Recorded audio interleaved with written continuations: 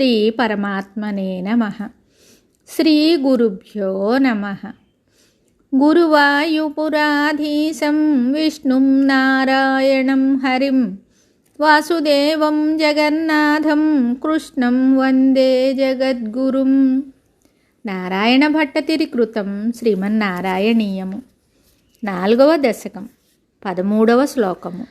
తత్ర వా తవ పదేధవా వసన్ ప్రాకృత ప్రళయయేతి ముక్తతాం స్వేచ్ఛయా ఖలు పురా విముచ్యతే సంవిభిద్య జగదండమోజస.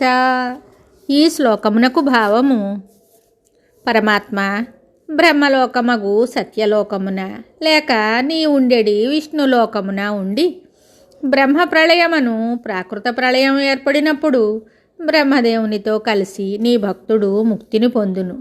లేక బ్రహ్మాది లోకములందు అతడు విరక్తుడైనచో మహాప్రళయమునకు ముందే యోగ బలము చేత బ్రహ్మాండ భాండమును భేదించుకొని మోక్షమునందును. మరి ఒక శ్లోకంతో మళ్ళీ కలుద్దాం. శుభం.